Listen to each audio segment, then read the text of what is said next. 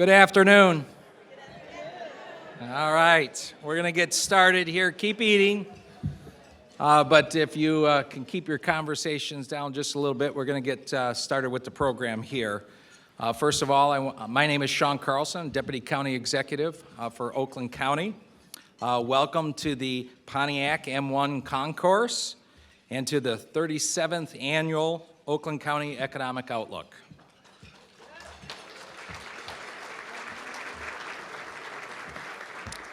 I want to take a quick moment to recognize a couple of two main organizers of this event, and they've been working hard over the last couple of months. Ingrid Tai, our Economic Development Director, if she can take a stand. And then Laura Dodd, our Administrator of External Affairs. I also want to take a quick moment to have Ingrid's Economic Development team. I want to recognize them real quickly here too. The planning manager, Brett Razigan. I know he's here. I saw him earlier. To stand up, he's over there. Our workforce development manager, Jennifer Llewellyn. I know I saw her as well. That's a lot of jobs right there. Business development manager, Louis Stark. And our Veterans Services Manager, Garth Wooten. He's here as well. Now let me take a moment to introduce you to a leader whose compass is always pointing to the true north. A public servant whose exemplary leadership has been on display in some of the darkest moments in Oakland County's history over the last 24 months. A leader who is always and in all ways focused on moving this county forward for the benefit of its residents, businesses, and employees. Ladies and gentlemen, please join me in welcoming Oakland County's CEO, Dave Coulter. Well, thank you, Sean, for that really kind introduction. I was just teasing him. It's like, you work for me, dude. You have to say nice things. But that was very kind. And welcome, everyone. Welcome to the M1 Concourse. What an incredible venue. And really happy to have all of you here today. Now, let me get a few things out of the way, because we couldn't do an event of this scale and magnitude without the support of our sponsors, and I want to acknowledge them for helping to make this happen today, including our presenting sponsor today, Oakland Community College. Where are my OCC friends? Right over here. Thank you. And then our other sponsors include Automation Alley, Genesis Credit Union, Oakland County, Michigan, and Oakland University. So give them a big round of applause as well. And I hope you've been next door where we have our exhibits set up, and if you haven't seen them before lunch, please make sure you stop over there. But we have a number of exhibitors with us today, including folks like Stellantis and Continental, Bollinger Motors, Michigan Manufacturing Technology Center, and Siblings. And so they're featuring everything from vehicles like this incredible Jeep that's with us here today, robots, 3D printers, which you're going to hear more about today, a driving simulator, and a lot of other cool technological innovations. So make sure you check out our exhibit space afterwards. We also have a number of my partners from the Board of Commissioners here today, and I want to introduce the ones that I know are here, and if I miss someone, just scream at me like they do the rest of the year. Our Minority Caucus Chair, Mike Spiz, is with us today. Where's Mike? I don't know, but he's somewhere. There he is. Commissioner Yolanda Charles is right here. Thank you, Yolanda, for being here. Gwen Markham is here. Chuck Moss from the great city of Birmingham is here. Penny Lubes, our Clausen friend, is right over here. Phil Weipert, where is Phil? Oh, there you are, right in front of me. I thought I saw you. And Angie Powell from the city we're in now, the city of Pontiac. Did I miss any of our commissioner friends? Excellent. You know, I'm also really honored to introduce someone that I've gotten to know better and I'm going to get to know better in a couple of weeks when we have dinner, and that is the Consul General of Japan in Detroit, a very important role. And our friend from Japan, Consul Mr. Shindo, is here with us. And I know he's a guest of Oakland Community College, but my guest as well, and it's so good to see you, Mr. Consul General, but our guest of OCC, and we also have the board chair, Dr. Pam Jackson from OCC with us today, so thank you so much, Madam President, for being with us as well. There's also a number of local officials. They didn't give me a list, which is, you know, probably a bad thing, but if you are a local official or you're representing an official, because I see my friend Kevin Hood, who represents U.S. Senator Gary Peters Stevens, I don't know where that came from. Would you just rise for a moment and please acknowledge our local leaders who do so much on a day-to-day basis. There's a bunch of them over there all throughout, yeah. And like I said, it's really great to be here at M1 Concourse. I was here about a month ago for my State of the County. It is Oakland County's newest, coolest event venue. I hope you see that. And they've done such a great job. And Tim McGrain, who actually sort of oversees these operations, Tim, we'll wave you a hand. If you want to have a great event, go see Tim, and he can hook you up. You know, for nearly 100 years, this site was home to manufacturing, right?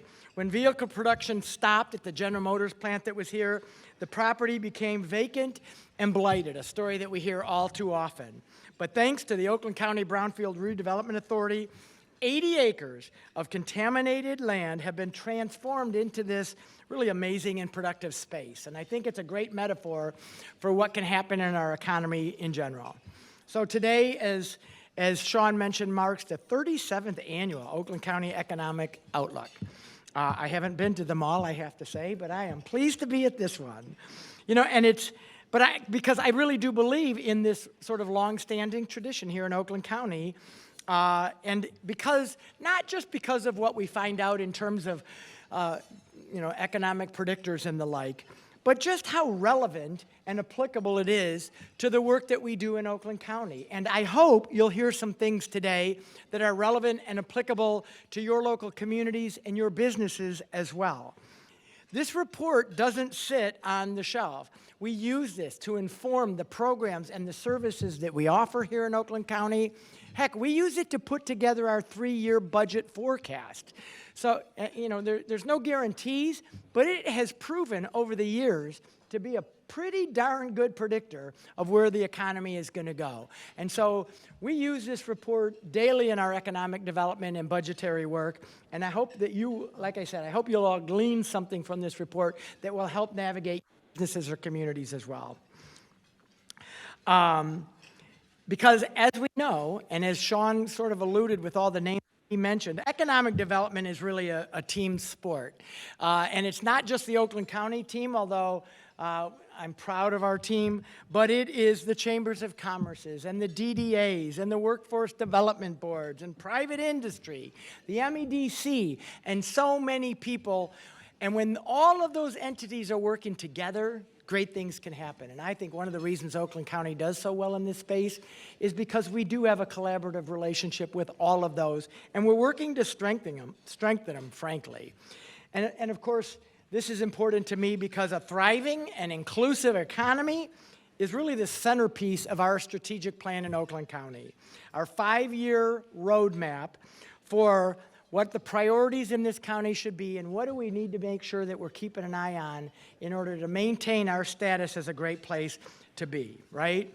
So we're measuring a number of things in Oakland County. I talked a lot about this at the State of the County, but you can now go to our website, ogov.com, and hold us accountable, because we are not just measuring the things we're going to talk about, but we're going to be transparent about them. We're going to hold ourselves accountable to them, and you can hold us accountable as well.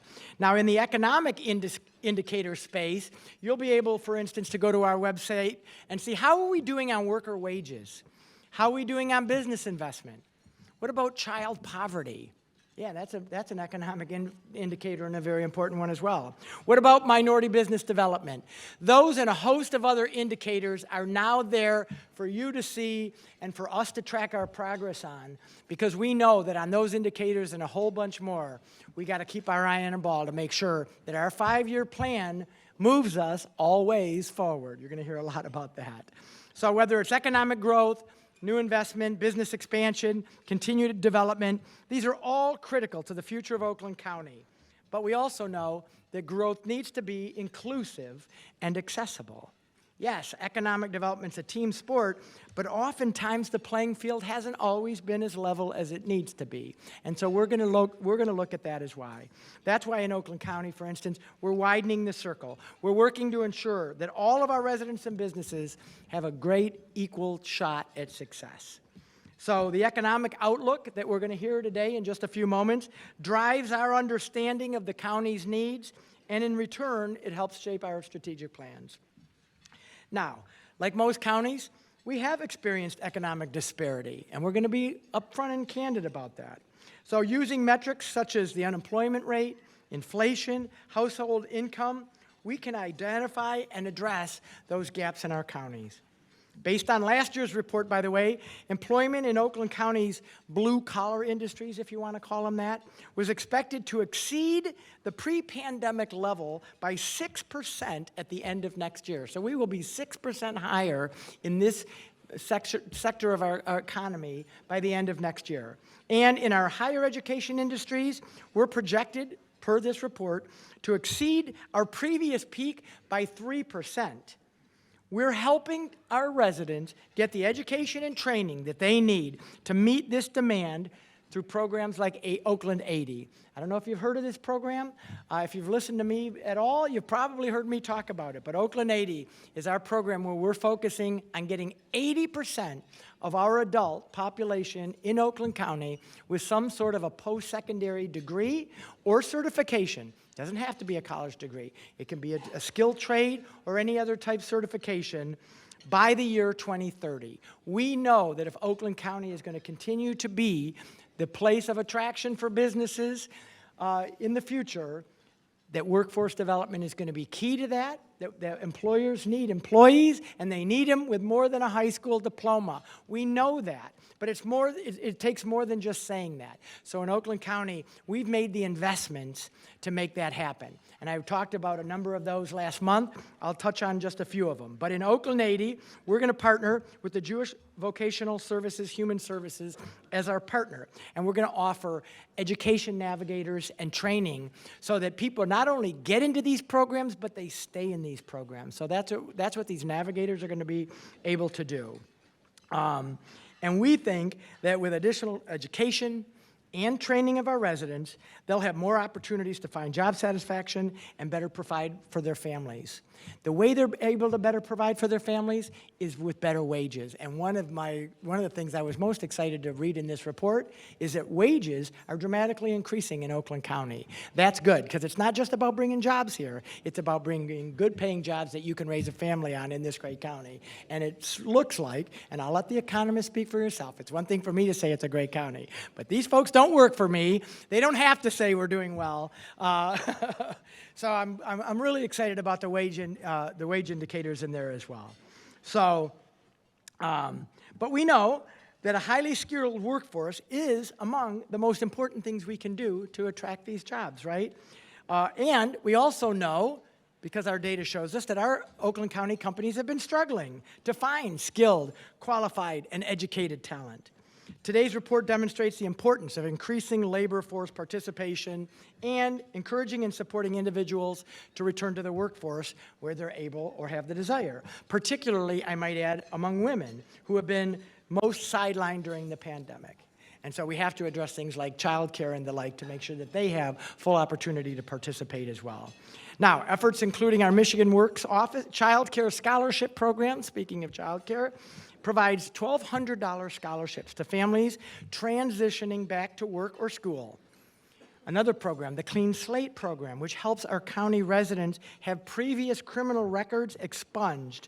And that demonstrates our commitment that everyone in this county should have an opportunity to get a good paying job if they take responsibility for their situations. And so, in addition, by the way, speaking of Michigan Works, I should mention that Michigan Works awarded more than $3 million to 125 companies to upgrade the skills of their existing employees and to create apprenticeship programs, which is a huge venue for folks getting into full-time wages.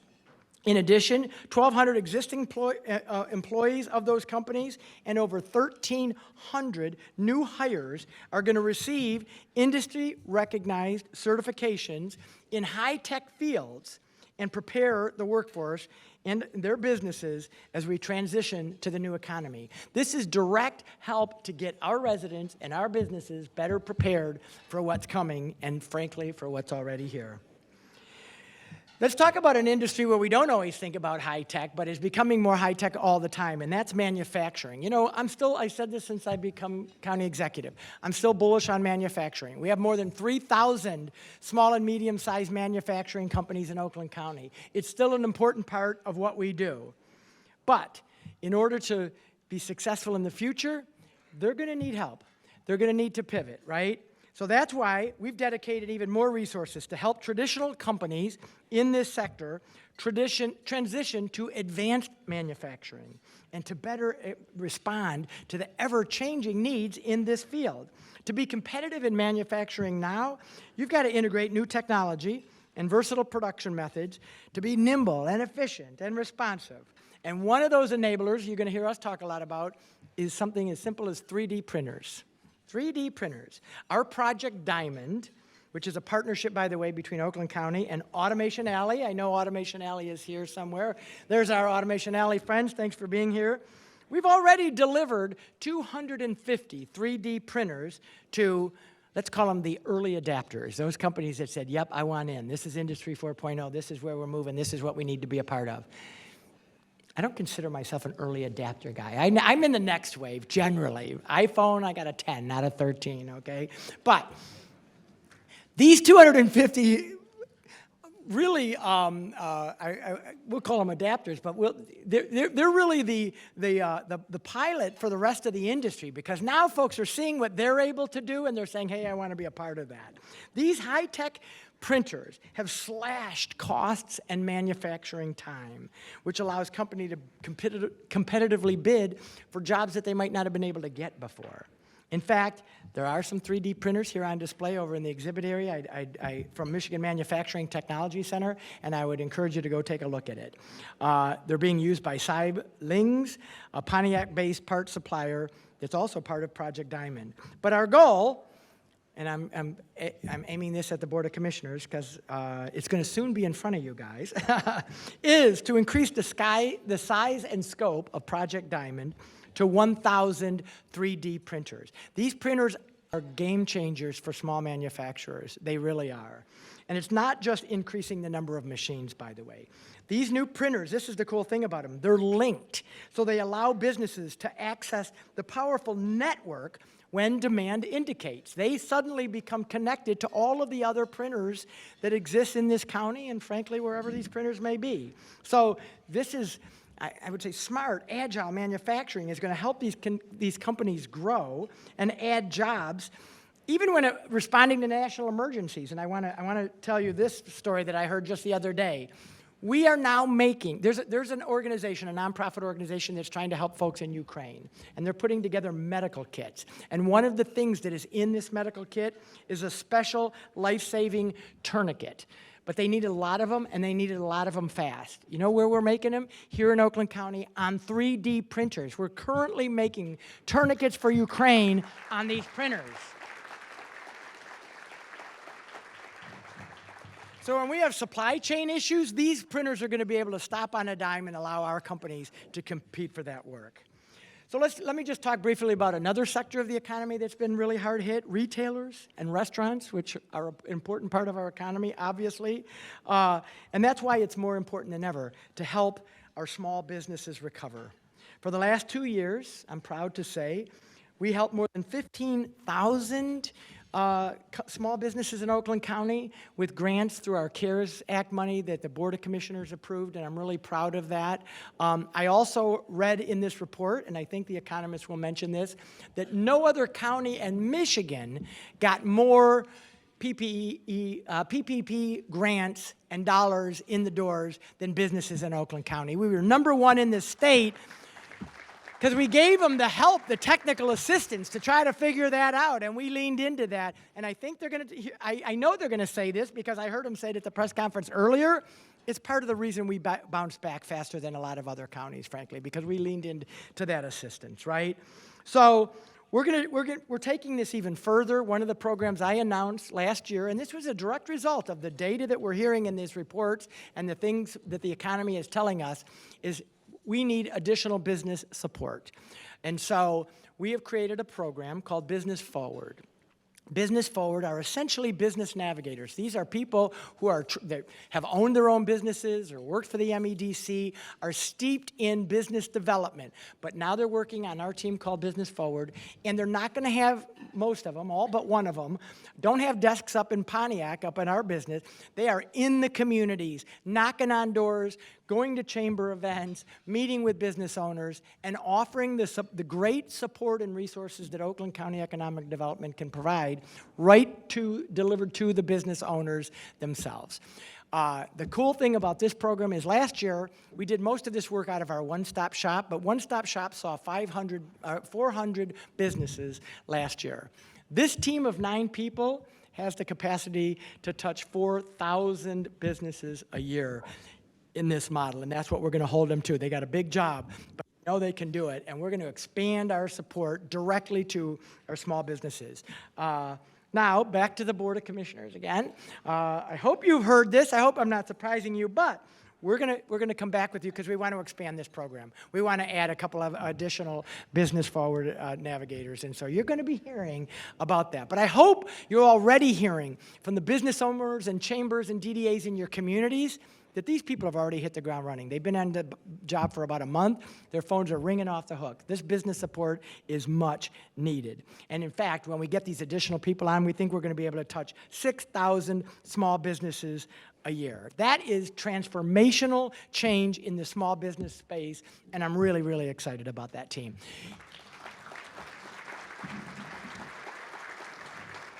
And in fact, I know some of our Business Forward folks are here. If you're one of our Business Forward team members, would you raise your hand or stand up? This is not a shy team. There's a couple of them over here.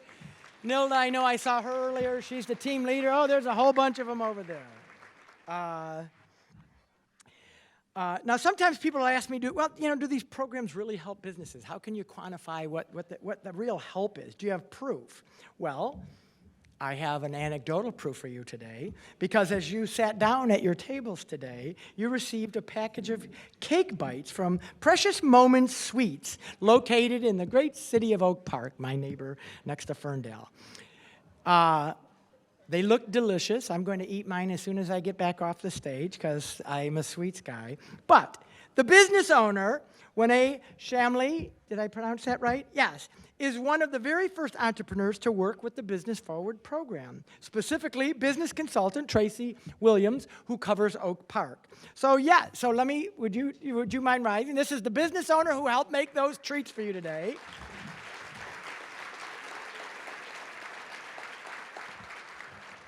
We're excited to have you here. We're glad you brought treats. But more importantly, we're happy to have already supported your business and met with you in Oak Park. We've also recently created a revolving loan fund to provide gap funding for up to $200,000 to businesses negatively impacted by COVID. We think that could be a real game changer for those. Many of the recipients are small businesses and minority, women, and veteran-owned businesses located in economically distressed areas. So we really think that revolving loan fund can get capital into areas of the county that maybe have not qualified before. Really excited about that. So, with programs like Oakland 80, Business Forward, Project Diamond, revolving loan fund, even our focus on fairness in the criminal justice system and our commitment to clean slate and getting more people back in our workforce, I think that we're working to ensure that Oakland County's economic growth is accessible to everyone and that in all ways we are moving forward together. So I want to maybe just close by thanking our many partners, everyone working in Oakland County's Economic Development Department, Oakland Michigan Works, Business Development, Planning and Community Development, Veteran Services. By the way, people say, Veteran Services, what's that doing in economic development there? We moved that over there recently because we want to make sure that our veterans not only get the human services they need, but they get connected to workforce opportunities as well and the skills that they need. So that just made sense to us. And so Garth and his team are now officially part of economic development as well. And that entire team is led by Sean Carlson, my deputy executive, and Ingrid Tice. So give that team a big round of applause.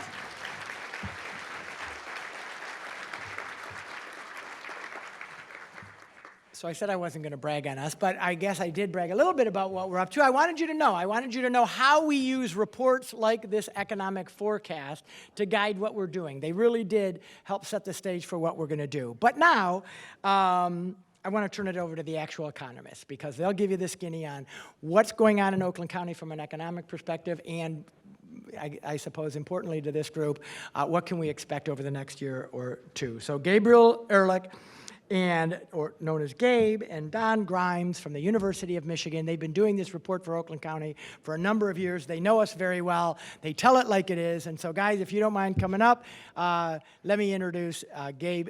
Gabe first? Gabe. Gabe Ehrlich. Thank you, everybody, and enjoy your lunch.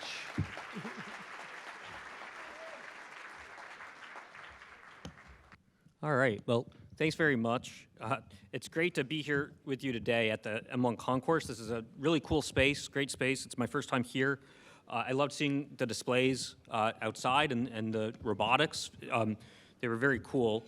And I just especially want to thank all of you for being here. It's very exciting to be back at an in-person event after 2 years of doing this event remotely. And you know, before I jump in, I especially wanted to thank Oakland Community College for their longstanding support of this event and all of the sponsors of this year's event. We really appreciate your support and partnership. And I wanted to thank Oakland County Economic Development for being great partners and helping make this event a reality. So thank you. And finally, I did want to thank County Executive Dave Coulter for the kind introduction and those great remarks. And for those of you who are wondering, I have an iPhone 8. So I am hopeless, unfortunately. All right, so let's see here. For those of you who don't know my unit, I direct the Research Seminar in Quantitative Economics. We're the economic forecasting unit at the University of Michigan. We sit in the economics department. And I'll be joined by my colleague Don Grimes today, who has been producing this report and presenting this report for over 30 years. This is our 37th year, and I believe Don has been a part of every single one of those reports. But I also would like to acknowledge the tremendous contributions of two of our other colleagues who are not with us today, Mike McWilliams and Jacob Burton. They also played key roles in producing this forecast.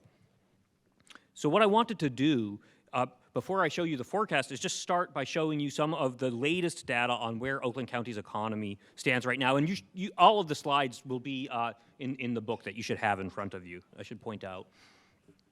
This slide should give you a sense, and does give a sense, of how Oakland County is and is not returning to the pre-pandemic patterns through the lens of time use. The lines on the graph measure time spent at various types of locations as measured by Google's cell phone GPS data. So they are tracking you, and they're making statistics about what you're doing. And it turns out that total time spent away from the home in Oakland County fell by almost a third from January to April of 2020. And that's in the blue line on the chart. Trips to retail stores and to restaurants fell by more than 3/5, and trips to workplaces fell by 2/3 at the start of the pandemic. Time spent at stores and restaurants, which is in the yellow line on the graph, has moved around closely with the prevalence of COVID-19 over the past 2 years. The shortfall in time spent at stores and restaurants relative to the pre-pandemic level averaged about 9% in the second half of last year. But hopefully you can see on the graph there that it actually dipped, that the shortfall spiked to almost 25% this January with the Omicron wave of the pandemic. And then you can see we've seen some recovery in February and March, and we were back to a shortfall of about 16% as of March. And judging from the previous cycles that we've seen in the data, we're optimistic that given the decline in COVID-19, time spent at Oakland County stores and restaurants really should rebound sharply in the months ahead, and especially with the nice weather. We're finally starting to see some warm weather, so we're thankful for that. Time spent at workplace locations in Oakland County is in the green line, and that's really at the bottom of the graph here. And you can see it hasn't moved around as sharply with the course of the pandemic as time spent at stores and restaurants.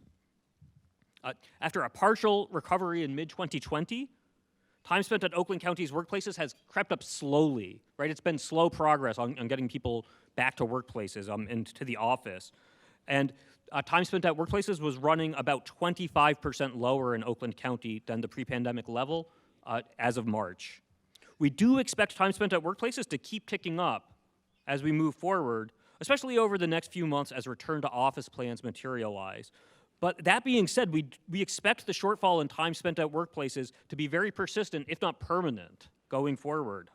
If you look at surveys of firms and workers, some surveys show that more than 20% of all work hours in the economy will be performed remotely, even after the pandemic is completely behind us. And so in that case, we might actually be getting close to the new normal in terms of time spent at workplaces here in Oakland County. We'll certainly be monitoring this data closely to get a better sense of how Oakland County's economy is evolving in the months ahead. And I know, obviously, that people are excited to return to so many of the activities that they had to put on pause during the pandemic. And so with that in mind, we really do expect these numbers to keep picking up as we move forward throughout the year. But this is really useful data to get a sense on the pulse of what's happening in the economy locally. All right. This slide shows you the monthly unemployment rates both for Michigan in the blue line and for Oakland County in the yellow line. And the first thing you can hopefully see is that the unemployment rate in Oakland County typically runs below the statewide rate. Oakland County's unemployment rate jumped from 3.8% in March of 2020 all the way to 19.4% in April during the initial wave of the pandemic. And Michigan's unemployment rate actually spiked to 22.7% at the start of the pandemic. What you can see at the end of the graph, which is really where I want to draw your attention, is that unemployment has fallen most of the way back to its pre-pandemic levels, which honestly is one of the underappreciated success stories of the economic recovery from the pandemic. The unemployment rate in Oakland County was 3.8% in February of 2022, which is actually equal to the rate from March of 2020. And the statewide unemployment rate was running 4.7% this February. And hopefully what you can see on the graph there is that the unemployment rate has fallen much more sharply in the recovery from the pandemic than we saw following the Great Recession. We have seen a faster recovery in that sense. So that's where Oakland County's economy is in the most recent data. And before I discuss our outlook for the U.S. economy, I wanted to do something a little different this year and talk to you about the Paycheck Protection Program and the experience here in Oakland. We've wanted to study how Oakland County has performed and did perform with the Paycheck Protection Program, or PPP, during the pandemic for a couple of years now, but the data wasn't available. This year, the Small Business Administration has published detailed loan-level data on the PPP. And so we were able to map all of the loans to businesses across the state of Michigan, and we thought the results were very interesting. We've mapped them to the counties in Michigan, and this slide shows you two maps. On the left map on the slide, I have total Paycheck Protection Program approvals for each of the counties in Michigan. Nearly 300,000 PPP loans totaling over $24 billion were approved to businesses across Michigan to support over 2.8 million jobs. More than a fifth of Michigan's PPP dollars came here to Oakland County. Oakland ranked first out of all of the counties in Michigan for total approved PPP funds with over $5 billion, technically $5.2 billion.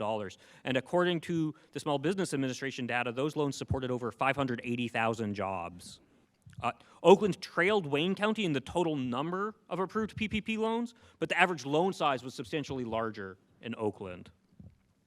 In the map on the right, what I've done is I've scaled total PPP dollars approved per county resident to try to adjust for the fact that different counties are different sizes. Oakland County ranks first on that measure as well, with a total of about $4,100 of PPP dollars approved per resident. And for comparison, the statewide average was roughly $2,400 per resident. And so as County Executive Coulter mentioned, we really do believe that Oakland County's strong uptake of PPP loans is an important factor behind its strong recovery. Getting money to those small businesses that needed it in a timely manner and providing the technical assistance that businesses needed to participate in the program. So with that, I want to switch gears and show you our outlook for the U.S. economy over the next few years. And I'm going to start with GDP. This slide shows our forecast for quarterly U.S. real GDP. Of course, these forecasts will always lag the data, and we had an advanced release of U.S. GDP that came out this morning. That is not in this slide, and I'll talk about it just a tiny bit. But first, to back up and talk about the end of 2021, real GDP grew at a 6.9% annualized pace in the fourth quarter last year. But I'm going to repeat this theme in just a second. The brisk pace that we saw at the end of last year was boosted by temporary factors, including a strong contribution from inventory restocking, and we didn't expect that to persist, and it didn't persist in the first quarter. So we were expecting the pace of GDP growth to step down in the first quarter. That was the widespread expectation that was baked into our forecast. We were expecting a small positive rate of GDP growth in the first quarter. If you've checked the news, you'll see that actually we saw a decline in real GDP in the first quarter of the year, a decline of 1.4% at an annual rate. I want to encourage people to take that number in stride. Just like we thought that the 6.9% pace at the end of last year was faster than the trend, we also think that temporary factors weighed down on the number that we got this morning for the first quarter. Among them, the Omicron wave of the pandemic, which really did restrain activity during this past winter. As I showed you in the time use data, we also saw a decline in net exports and a dip in inventory investment. But if you look at some of the components of GDP that typically are more stable and give you a better sense of the underlying trend, so consumption growth, fixed investment, those sorts of things, they grew in the past quarter, and we do expect growth to resume going forward. So in fact, we're expecting real GDP to grow at a pace of about 3.8% over the rest of this year as net exports and inventory investment stabilize. As of now, we don't expect Russia's invasion of Ukraine to lead to a sharp slowdown in growth this year, although that's clearly a major downside risk to the economic outlook. On a calendar year average basis, we're forecasting real GDP to grow by about 4.1% this year. That would be slower than last year's growth rate of 5.7%, but it would still be a strong performance. So, the underlying momentum in the economy is still positive, is really the main point I want you to take away, especially if you looked at the headline this morning and raised your eyebrows. We do expect real GDP growth to slow down further after this year to 2.8% next year and 1.9% in 2024. But, I just think looking at the chart, what I hope you see is a V-shaped recovery.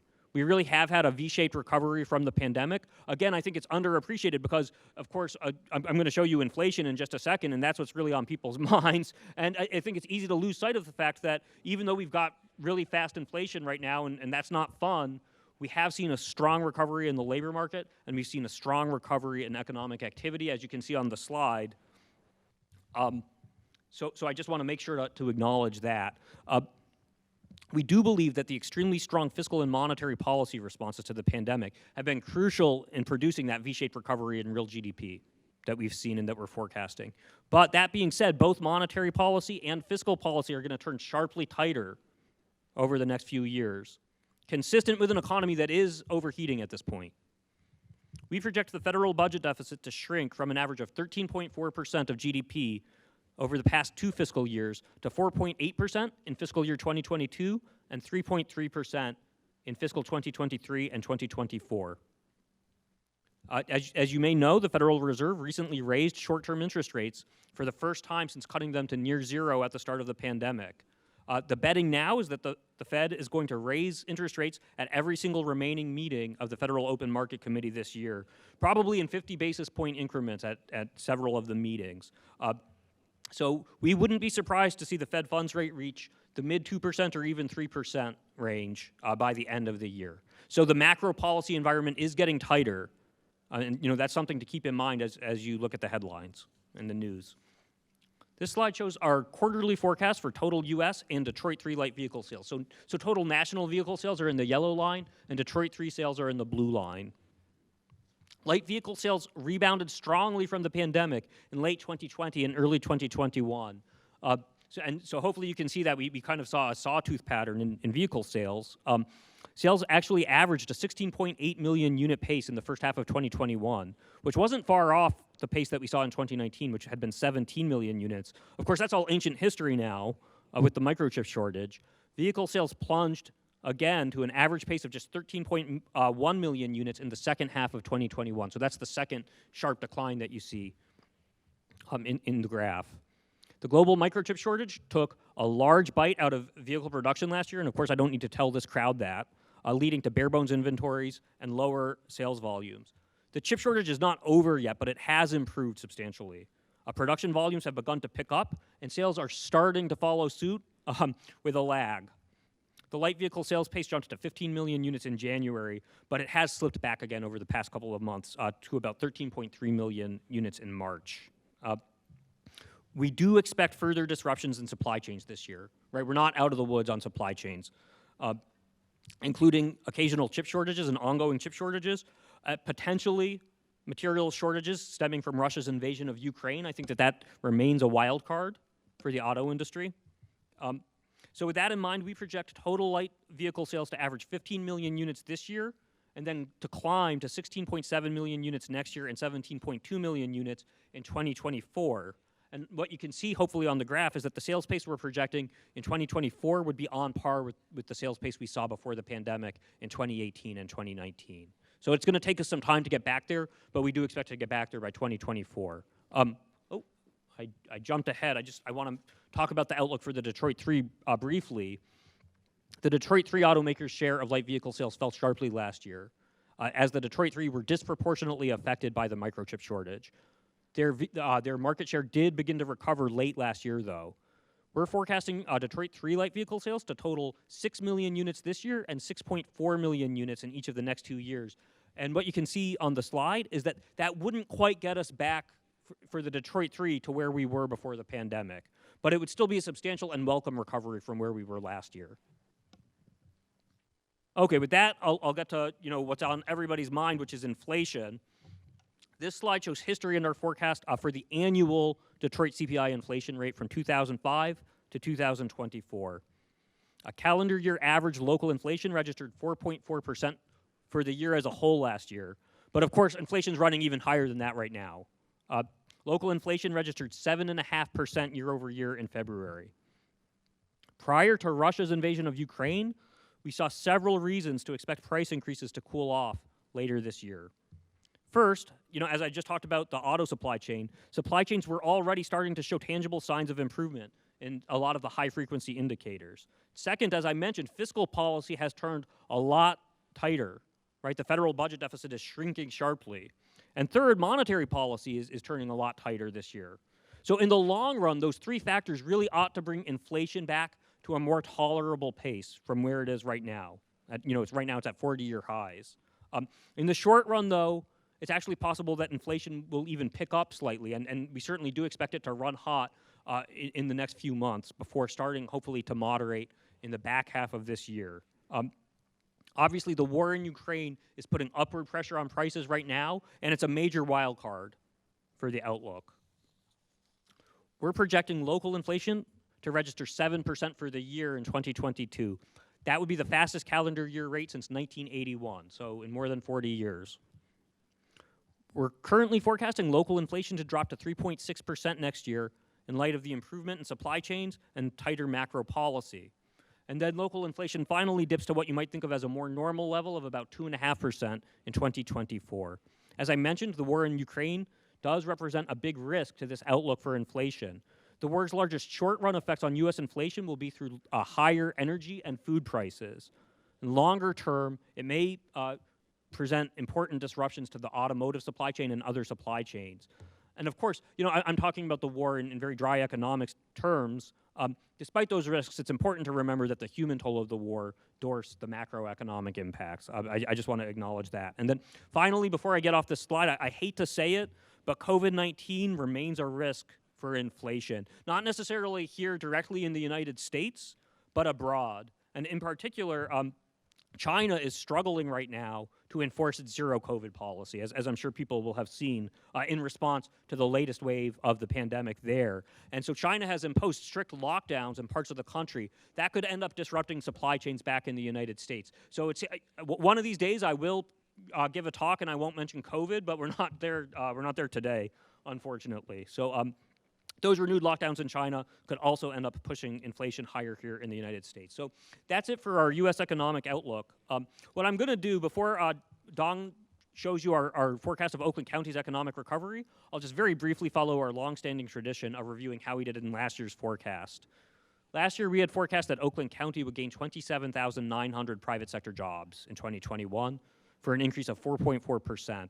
We now estimate that the county gained 21,500 jobs last year for an increase of 3.4%. So that produces a forecast error of 1 percentage point, which was below our average absolute forecast error of about 1.5% since 1986.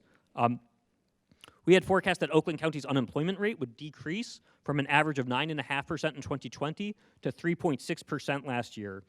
It ended up averaging 4.7%, but I will point out, economists always have to point this out, data revisions were a big part of the story there. On that miss. So, and then finally, of course, where really the economy has evolved in a different way than people expected was with inflation.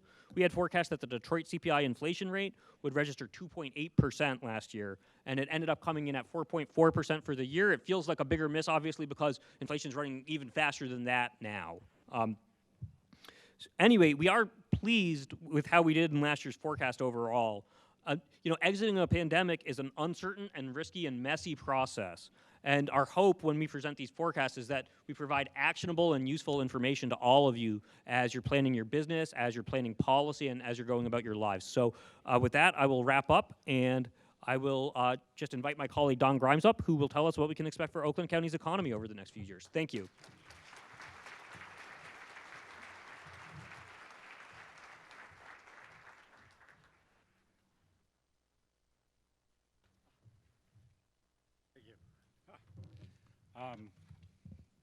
Before I make the formal remarks, I was listening to Dave Coulter when he introduced us, and he reminded me how much effort the county is putting into trying to make sure that prosperity is equally shared. And it reminds me of one of the reports we did last year, which sort of looked at the shared prosperity across all regions of the country. In the 21st century, economy does not automatically generate shared prosperity. And so it's really good that the public officials in this area are cognizant of the fact that they have to actually take steps to make sure that prosperity is widely shared. But now we'll turn to our forecast. This graph shows the quarterly unemployment rate, and this graph was completed, and our forecast was completed before the Bureau of Labor Statistics revised their unemployment rate data. So this actually looks a little bit different if you were to compare this graph with the monthly data that Gabe showed earlier in 2021. But it's good to show this because this is actually where our forecast is. We forecast quarterly, not monthly. So what this shows is that at the end of 2021, the unemployment rate in Oakland County was about the same as it was before the pandemic. The unemployment rate in the state was a little bit higher, 2% higher than it was in the pandemic. So the unemployment rate in Oakland County, consistent with its history at the end of 2021, was a little lower than it was in the state. We think the unemployment rate will decline to about 3% by the end of this year, and then remain flat at around 3% through the end of 2024. So when you get, as you'll see, we have a forecast of a strong employment growth.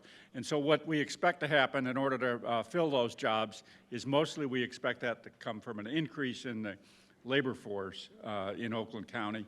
We expect a faster increase in the labor force in Oakland County than in the state overall. This slide shows our forecast of payroll employment in the county and in the state. The state is shown in blue and the county is shown in yellow. Everything has been indexed to be equal to 100 in the first quarter of 2020, which is the peak employment before the pandemic. And what you see here, of course, is a very sharp drop in employment in the county and in the state.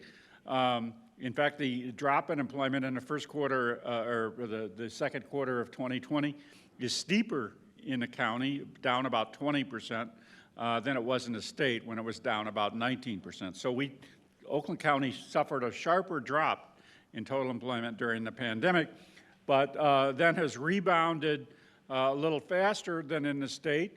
So by the end of last year, we were about at the same level of the state. So for this year, we think the growth in the county and the state will be about the same.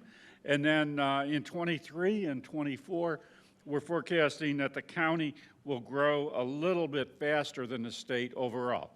So that by the end of 2024, we're forecasting that the county's employment will be 2.2% higher than it was before the pandemic. So growth in the county that exceeds, a level of employment in the county by the end of our forecast in 24 that exceeds the pre-pandemic forecast.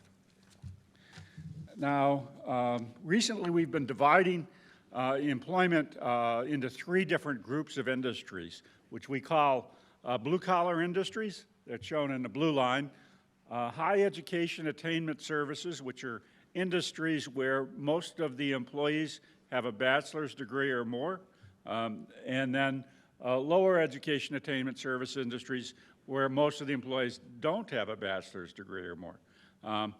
This has been, we've discovered to be a sort of an informative way for people to think about all these different industries that we look at. And so what you see here is that the blue-collar industries, we'll talk about that industry group first, and the blue line fell by about 20% during the pandemic, then recovered fairly strongly in 2020 and 2021, and continues to see that strong growth throughout our forecast period, so that by the end of our forecast in 2024, blue-collar employment is 5.1%, or about 7,800 jobs higher than it was in 2019. This includes the expansion of Lake Orion Assembly Plant. We're expecting it to add, I think it's about 1,200 jobs starting just in 2024. More jobs will come after 24. We have to pick years when we think those jobs will be added. We think about half of them will be added in 2024, another half after that, 2025. The higher education attainment industry shown here in the yellow line had a smaller decline than the other industry groups, and then a somewhat subdued recovery.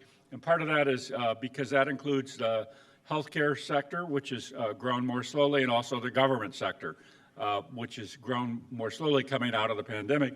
The pace picks up a little bit in the next couple of years, and by the end of 2024, employment in the high education attainment industries is about 2% higher than it was in the pre-pandemic level.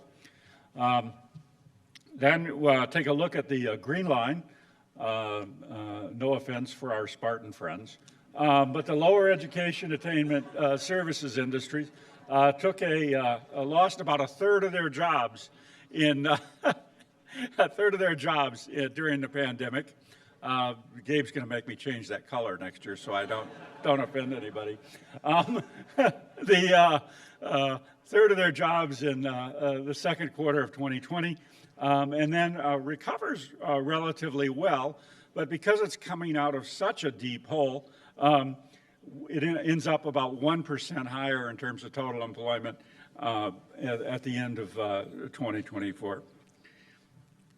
Now we have a table in your book that breaks those three categories of industries down into individual industries, about 20 different individual industries. And I'm going to split that up over 4 slides. And then in the appendix of the book, there's a detailed employment on about 100 different industries. So we actually forecast about 100 different industries, and then we aggregate it up in ways that people can sort of get a sense of what that means in detail. So the first, we're going to look here at the total change on an annual average basis. And you can see that in annual average on 2020, Oakland County lost almost 10% of its jobs. We regained about a third of those jobs last year, 3.2%. We expect the growth to accelerate on an annual average basis this year with a gain of 4.3%. And then as we basically run out of workers in the county, gains in employment to slip to 2.9% in 23 and 1.7% in 24. But note that you're still about 14,000 jobs ahead in 24 than you were in 2019. Most of the job gains are in the private sector. The government sector is expected to add about 800 total jobs over the next 3 years. It means that those of us who work in the government sector, we're going to have to do more with less. We have to work harder, I guess, is what it basically means. No easing of that standard. Here we show the major industries that we classify as blue-collar industries, and you can look at the detail. I'm just going to hit a couple of quick highlights. First thing to take a note about these blue-collar industries is that 6 out of the 7 industries that I identify here have more people working in 2024 than they do in 2019. So blue-collar industries, a vast majority of them end up with more people working in 2024. The strongest employment gains are in the construction industry and in transportation and warehousing. So the transportation and warehousing include all of the delivery services, e-commerce delivery services that everybody is familiar with. Also take note that both the automotive, which is categorized as transportation equipment, named transportation equipment manufacturing, and also the other manufacturing industries that are shown here also see strong net job gains in 2024 compared to 2019. A big part of the gains in the other manufacturing group here is actually in medical equipment manufacturing.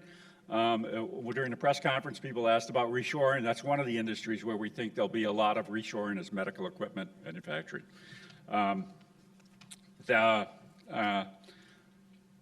This slide shows the higher education attainment services industries. 6 out of the 8 industries shown here have more jobs in 2024 than they have in 2019.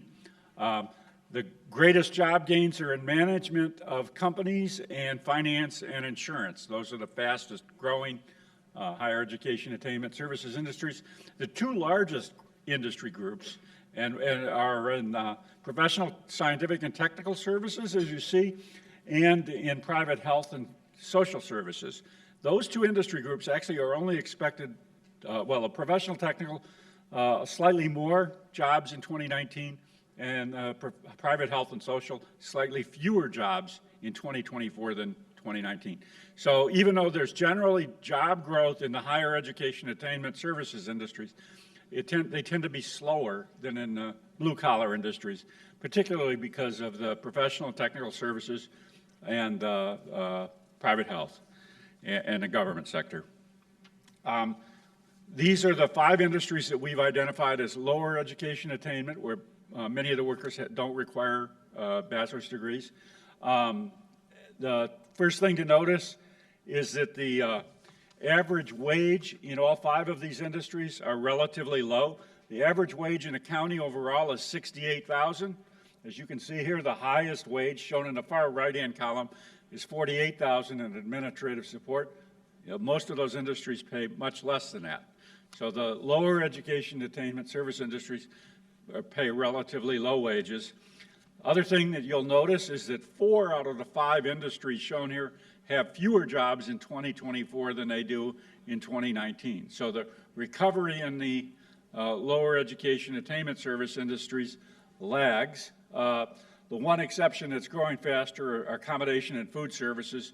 Even though they suffered a very, very sharp decline in number of jobs in 2020, we expect them to recover faster over the next 2 years. As the economy gets going, people want to go out to eat, people want to go out to events. We think that that'll turn around the quickest. The retail trade sector lags behind the most, and given the growth of e-commerce, we don't really think that the number of jobs in retail trade will ever get back to the 2019 peak.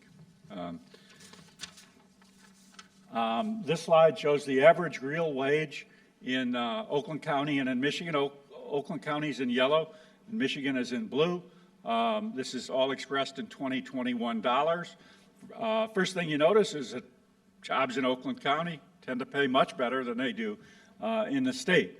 Second thing you should notice is that there was a spike. The average real wage jumped a lot in 2020, both in Oakland County and in the state. That is the largest increase in real wages in the data series, in history, for as long as the data series goes back, which was 1990, I think. So there was a big jump in wages. Part of the reason you had that is during the pandemic recession, most of the job losses were in lower paying industries, particularly those lower education attainment service industries. Remember how low the pay is. And when you eliminate low paying jobs, that tends to raise the average. It's just a mathematical way averages are calculated. If you subtract stuff that pays lower, the wages go up. As people then come back to work, what tends to happen then is you sort of get the reverse effect. So you see that real wage in Oakland County declined last year.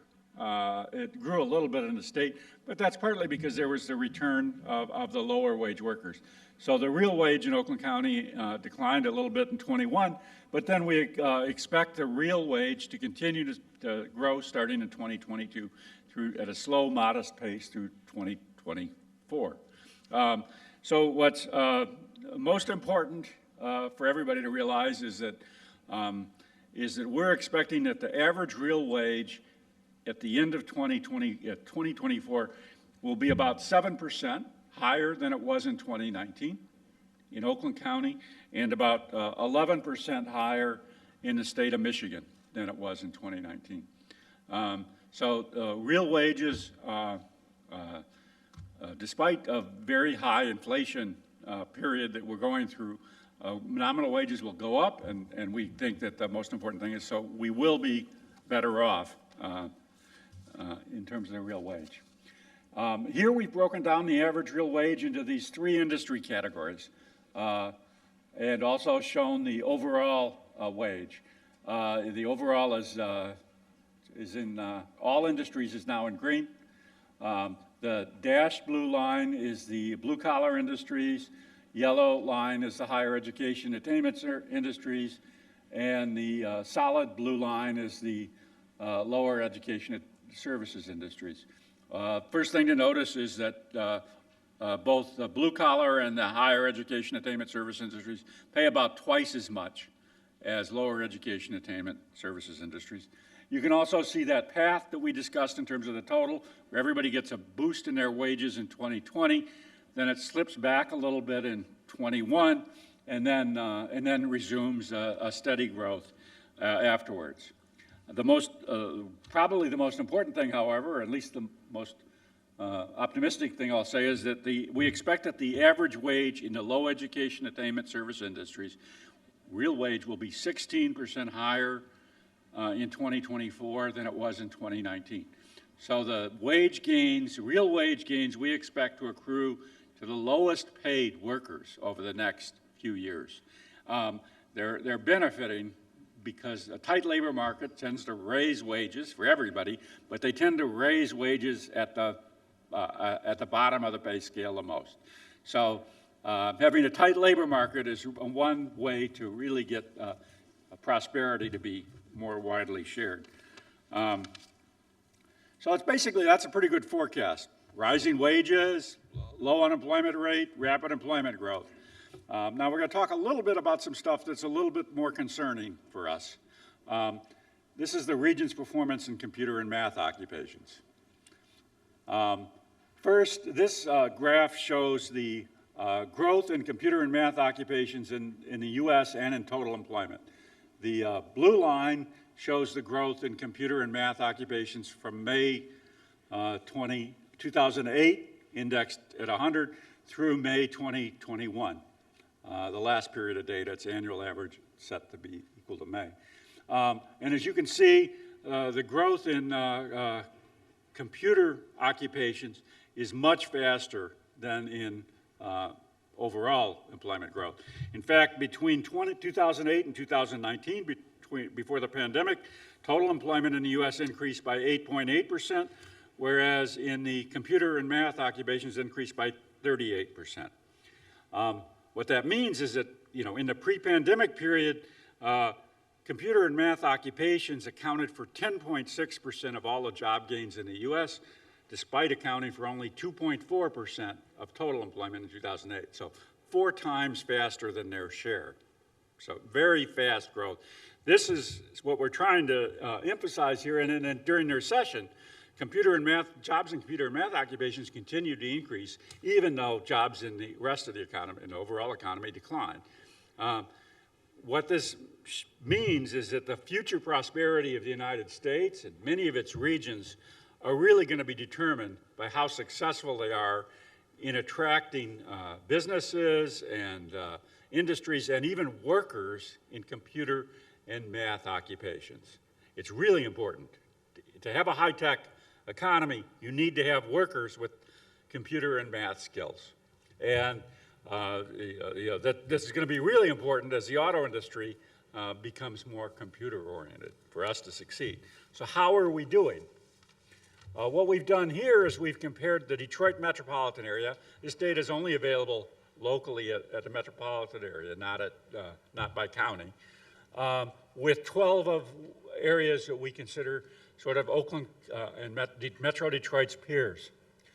These tend to be large metropolitan areas located either in the Midwest or they tend to have a well-recognized technology focus. First, you can see that in Detroit metropolitan area, 3.4% of all our jobs are in computer and math occupations in May 21. That's slightly higher than the 3.3% in the U.S. overall. But remember, the U.S. overall includes a lot of rural areas, small towns that don't have very many computer and math occupation jobs. Compared to our peers, we don't do so well. 3 of our peer regions have a slightly smaller share, as you can see, but 9 of them have a much larger share in computer and math occupation. Larger share, in some cases, much larger. San Francisco at 7.2%, Seattle at 8.4%. So a lot of our peers are doing much better in attracting these jobs. What's perhaps even more concerning is if you look at the the wages in the computer and math occupations. That's the second column from the right. This shows the median wage in 2021. And if you compare the top line, which is the median wage in Detroit Metro, you see it's about $84,000. And compare that to the median wage in computer and math occupations in the United States at $97,000. Our wages are much lower than in the U.S. overall. And actually, among our peers, 10 of them pay much higher wages than Detroit area. So, if we think that Southeast Michigan wants to remain the brain center of the auto industry, as autonomous vehicles, electric vehicles, we're going to need to attract computer occupation jobs. And we're concerned that we're not right now competitive, at least in terms of the pay. And we're worried that this will undercut our ability. So, Dave, you say you use our data. I don't know how you can use this, but because it's mostly determined by the private sector. But we need to bring awareness that we may need more effort in terms of to be successful going forward as the center of the brainy part of the auto industry. We may need to do more in terms of computers. And we'll get to, I do have the concluding thought slides. So we're going to summarize this. We got a healthy economic recovery, both nationally and locally. At least, we think it's going to continue. There's a lot of uncertainty out there because we've got this war going on in Ukraine that is also a risk of higher interest rates, unexpectedly high inflation. This is a period of more uncertainty than normal for us as economists. So we think it's going to continue, but there's a risk that we could be wrong. Oakland County's growth, we expect to slightly exceed employment growth, slightly outpace the state through 2024. Oakland County's unemployment rate, we expect to decline below its pre-pandemic levels by the end of this year, and then remain there through 2024. Labor shortages are going to be a continuing problem for employers in Oakland County going forward. That's and not just through 2024, but in the period after that. So employers, we're training institutions, Oakland Community College, you guys got a really important job to make sure that we get all possible workers trained and working to the best of their ability. And employers are going to have to change and become more flexible in terms of making workers want to continue to work and not retire. And so we're going to have to change a lot of things that people are doing because we are facing a persistent period of labor shortages. It's not going to go away on its own, which we hope inflation will. But thank you very much. And now we can, Ingrid, we'll turn it over to you, I think. And I'm right here. Somewhere. There you are. Okay, we are, thank you. Thank you. Thank you, Don. Thank you, Gabe. Okay, we are almost done. We have a very short panel, just a few minutes, so hang with me, people, okay? Stay with me. Eat your cake bites, get a cup of coffee. We're gonna make this fun, and we'll make it energetic. So if I could call the panelists to the front of the room, please. But while they walk up and get into their seats, I wanna just let you know why are we doing this and what's going on with some of these displays. One of the things that we were talking about as when we planned this event is we said, we want you to walk away with this report as either a government leader, a business leader, a civic leader, and actually look at this data and be able to use it. We don't want this to go sit on your bookshelf and gather dust, right? We want you to be able to use it. So a couple of the things we did, we said, okay, let's bring in some of the important stakeholders that we work with that have programs, that have initiatives, that have resources, that can help you with maybe some of the barriers that either you as a business person are experiencing, you as maybe a community leader know your companies and your community are experiencing, and you can connect the dots, okay? You can connect the dots. And so that's what part of this panel is today. That's what some of those displays are out there, and we're gonna connect those. So, like I said, just a few more minutes, and I think you're gonna enjoy this part of the conversation. So with that, again, I'm Ingrid Ty, and I'm the Director of Economic Development, and I have the honor of welcoming our panel today to talk about a few topics. So first I'm going to do introductions. To my right here, I have Belinda Dubois Turner. She is the manager of Seed Lending. And so Belinda hurt her ankle, as you could see, so we had to get a little creative. I said to her on the phone the other week, I said, Belinda, I was in the Army. I know how to do a fireman carry. I'll throw you up on the stage. She didn't like my idea, as you can see. So the second alternative was to put her in the chair. So bear with us as we tried to work with it. But so that is the reason. To my left, I'm honored to have Chancellor Provenzano here, a good Italian, leading the charge at Oakland Community College, and he'll be hitting on our workforce. Next to him, we have Pavan Muzumdar, who is the Chief Operating Officer of Automation Alley. We have a big Automation Alley contingent in the corner here, and with Tom Kelly and the enthusiastic and smart group from our Troy location of, obviously, County Executive Coulter and our two esteemed economists. So really looking forward to this conversation, but I wanted to just ask a couple of questions. So first, Chancellor, I'm going to start with you. As you saw, our economists talked about workforce, our employment and unemployment. And I know that as our team goes out and we talk to companies, every single conversation, every single meeting, people say we can't find talent. So raise your hand in this room if talent and finding good and skilled talent has been an issue for your organization. Raise your hands. Okay, so it's really affecting you. So, Chancellor, Oakland Community College has been very innovative, and you've worked with a lot of companies. And one of the things that you mentioned that I'd like you to highlight is some work with Williams International and talking about some of the programs. So if you could talk a little about that. Sure. We've been very successful meeting with the companies around Oakland County that are feeling that labor, shortage, and that is really the one thing that is holding them back. It's not customers, it's the labor. And we've found a lot of success going into the companies and really having that conversation about what is it that you need? How can we help you?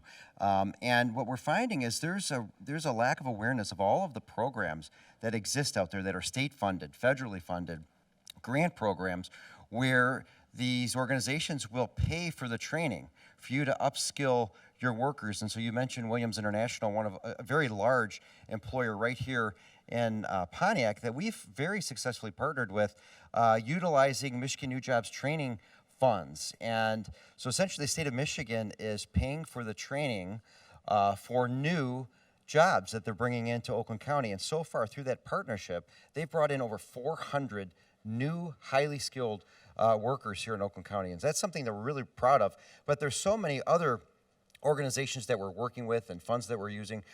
Going Pro, we're doing some work with, I think I saw Alan Kirillik over there. We're doing work with Kirko, using the Going Pro Talent Fund and training their employees. We have a great partnership with Ascension and training nurses and really providing a feeder of certified nursing assistants from Oakland Community College to those organizations. So I think the key is to sit down with those organizations, sit down, and we'd be happy to sit down with all of the employers in this room and really take a look at what your needs are and help you match your employees up to these training programs that exist at OCC.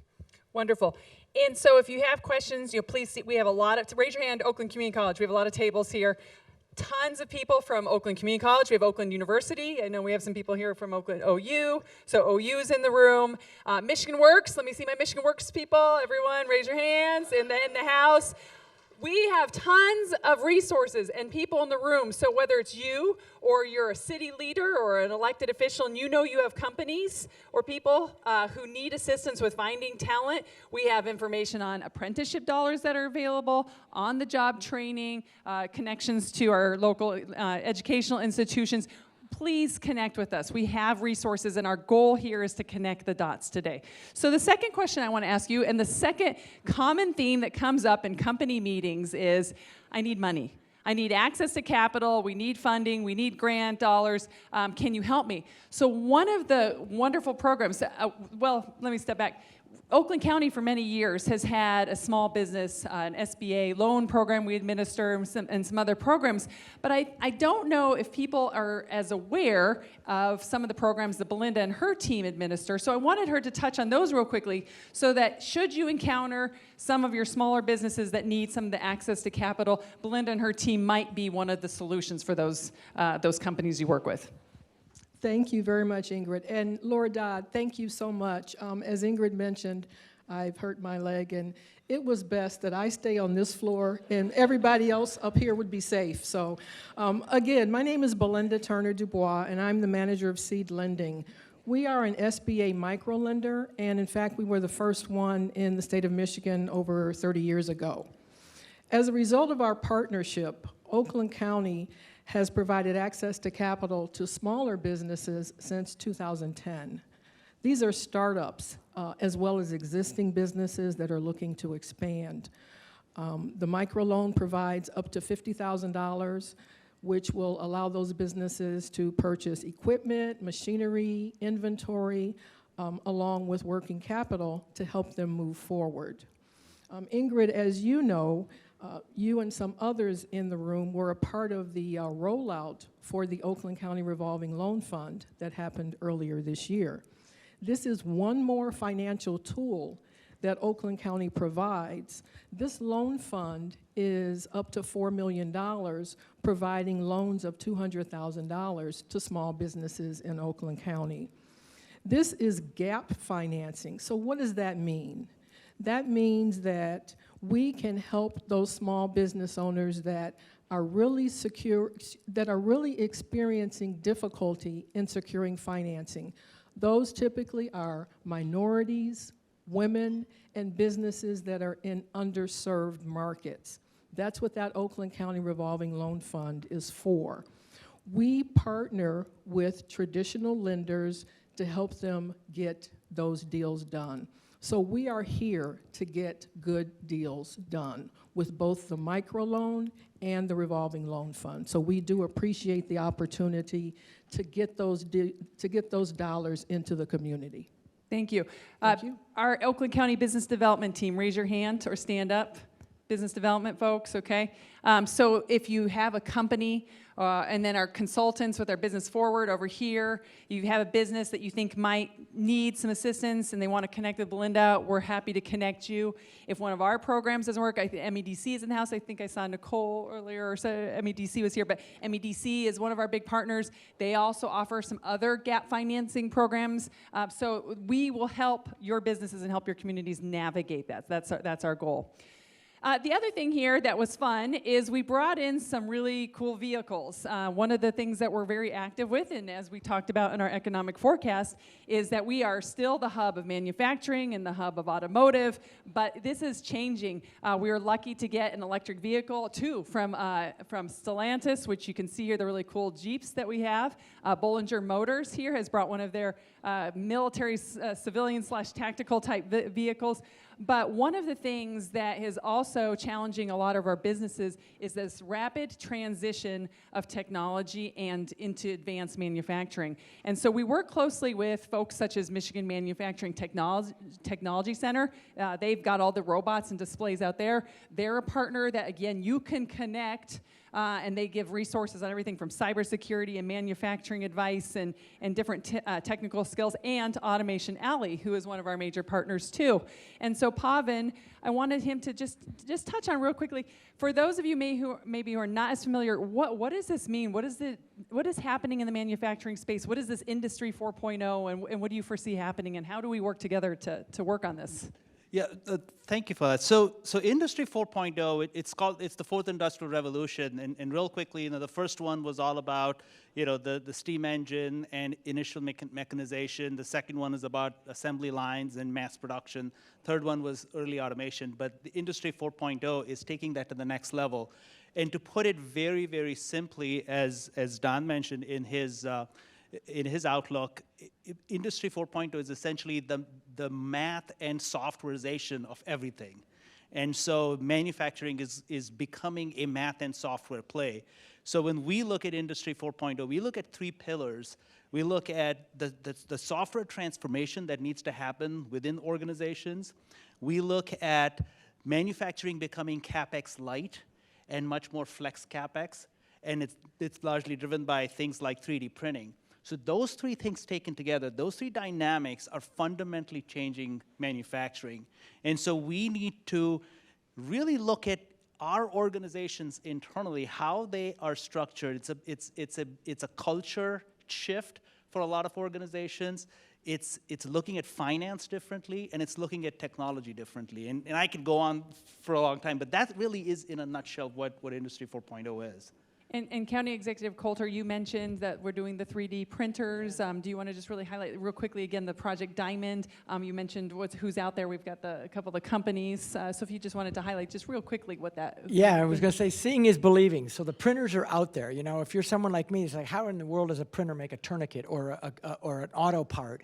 It's amazing what happens. So I do invite you to go look at the printers. But yes, essentially, you're going to use this kind of more advanced manufacturing tool, a printer, but as I mentioned in my remarks, connected to other printers so that you don't have to, you can get a part of an order by being part of a network of people in manufacturing that can fulfill those orders. So folks like Automation Alley are much smarter about this than me. They've educated me a lot on it. But to the point that we're making that investment, and again, I've asked our board to even increase our investment in that because it's going to be critical for those 3,000 manufacturers across Oakland County. If they're going to be successful 5, 10, 15 years from now, they're going to have to adapt and make this transition, and I think that's part of our responsibility is to help them do that. Great, thank you. And then just one last question or so. So for our economists, I'm going to put our economists in an uncomfortable position. I'm going to make you futurists. Has anyone ever heard of a futurist?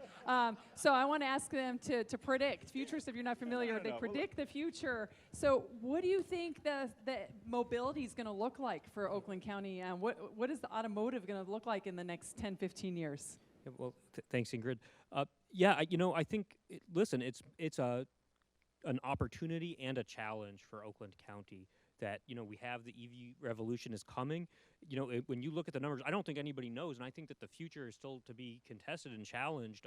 You know, will Southeast Michigan remain the brain center of the automotive industry, as Don said? But, you know, in terms of the amount of just manual labor and you know, person hours required to assemble a vehicle, we expect that to go down. And that's obviously a very important part of our tradition here, and our economy in Southeast Michigan is assembling and manufacturing vehicles. And as we automate that, you know, that labor demand is going to go down, but there's also an opportunity to go higher up the value chain using these advanced manufacturing techniques. So that's really the battle for the 21st century economy here in Southeast Michigan, I would say.